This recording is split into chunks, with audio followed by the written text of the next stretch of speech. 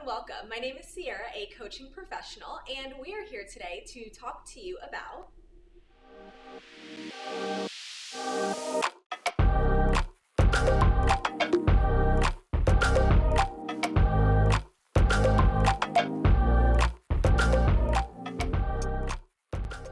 Today I'm joined by Rich Bowers, a learning and development professional. Rich, how are you today? Great, Sierra. How about yourself? Doing well. Excellent. Well, I'm excited to be here and talk about the STAR methodology. The STAR methodology is an outstanding way to structure your responses and clearly communicate your past experiences, achievements, and situations. For those of you already familiar with the STAR methodology, like Sierra, you already know it's a great approach to providing relevant information succinctly. Definitely. It is effective in many different professional communication settings, such as a job interview, a performance review, project expectations, and even when providing feedback. What's cool about the STAR method is STAR is actually an acronym, making it very easy to remember. Let's break it down letter by letter. Great. To start off, the S in the STAR methodology stands for situation. It refers to describing the specific situation or context in which the action or behavior asked about took place.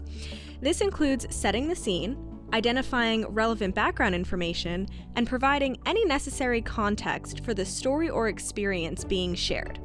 The situation is important in the STAR methodology because it helps to provide a clear understanding of the circumstances surrounding the behavior or action. In the STAR methodology, the letter T stands for task. The task component focuses on the specific task or problem that you were faced with in a particular situation. It involves describing what you were responsible for and what was expected of you in that situation.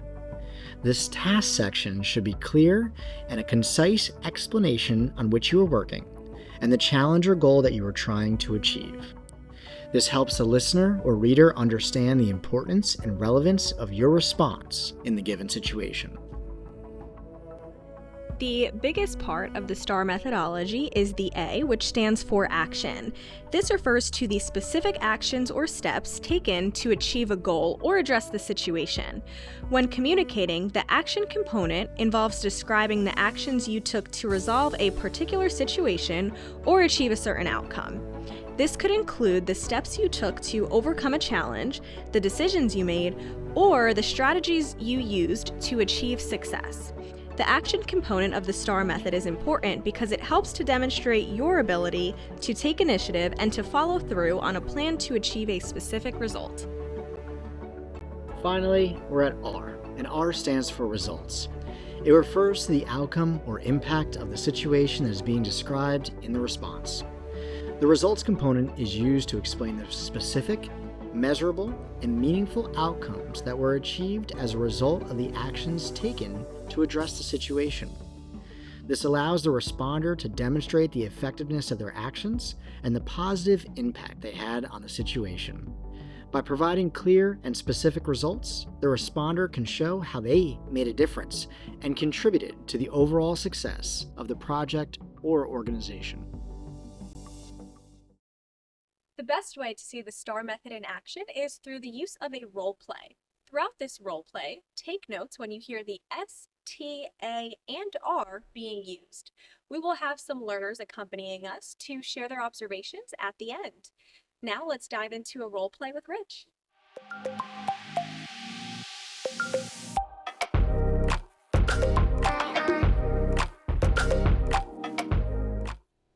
Rich, I know that you've been recently working on some AWS migration. Can you tell us a little bit about that? Of course, I'd be happy to. So the situation was that we were using on-premises servers, and unfortunately we were having difficulties with frequent downtimes as well as scalability issues. So we decided to move to the cloud to increase performance as well as reliability. So Sierra, I was actually tasked with being the project manager to oversee the entire migration. And this included everything from planning all the way to implementation. One of our first actions was to assess the application's architecture to see what could be one of the best services to use. I partnered with the team and we set up AWS, tested quite frequently to make sure that migration was a success. As a result, we were actually successful with the implementation increasing uptime as well as scalability. Danielle, did you want to kick us off with your observation? Yes, this was great. I feel that the interviewer received a very detailed response to the question, and the STAR method did not leave anything out. Very nice. And Christina, what about you? What were your thoughts? So I really enjoyed how it was told in a story mode since it made it easy to visualize what was being said. Awesome. And lastly, Bianca, can you wrap us up with your observation? Yes, I was clearly able to identify when Rich mentioned the situation, the task, action, and results, and made it easy to follow along. Amazing. Great. So, Sierra, that was a lot of fun going through the STAR methodology. And I did want to chat with you a little bit as kind of our wrap-up chat here. You being a coaching professional for a handful of years now and working with junior level talent, mid-level talent, as well as executives, you've probably actually come across the STAR method quite frequently. Oh, yeah. Yeah. So how do you implement it in your trainings? Can you tell us a little bit about how you've actually seen successes with it even?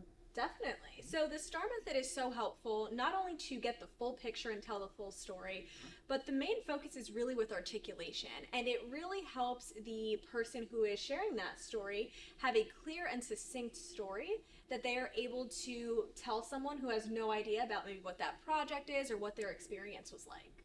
Okay, great. Now, in articulation, then when you're hitting on that, is that something that you see that is a challenge for all levels, or is it just junior folks? Is it somebody who's maybe been not in teams for so long? Where do you see most of the people have that challenge, or is it and everybody can always improve? Yeah, believe it or not, you may just think it's junior talent, but it's really everyone. When people aren't used to interviewing or having these professional conversations, you really see it everywhere across the board. So it's so helpful no matter what level you're at, whether it's junior or senior. And even if you're working individually, you're still going to have to speak to a bigger team at one point or another. So it's so helpful for everyone, no matter what level. That makes a lot of sense. And when you're, obviously we just did the training here. We went through, a handful of moments with it.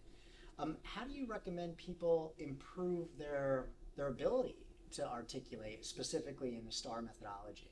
Oh yeah, that's always a big thing. It's one thing to learn the STAR method, but it's another thing to really be able to do it succinctly every single time. Yeah. The best thing I always recommend is to practice. Now, there's multiple ways that you can practice.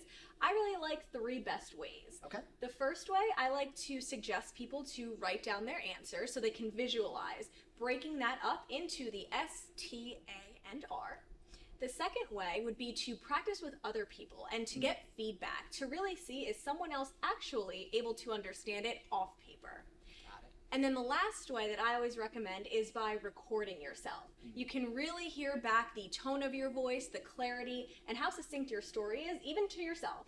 And don't worry, nobody likes the sound of their own voice. No, So, not at all. Everybody says that. But before we wrap up here, I want to touch on that second one, and that's practicing with others. Do you agree when you hear that, hey, look, I don't have anybody who does the same thing that I do, so nobody to really practice with? What do you say if somebody says that? Yeah, I actually love that when people say that this is someone who has no idea what I'm talking about. Perfect.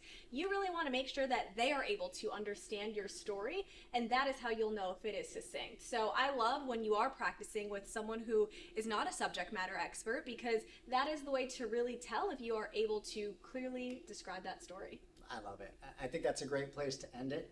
And thanks, Sierra. I appreciate you letting me join you on this one. Of course. Thank you, Rich, for joining. Great. Thank you, everybody.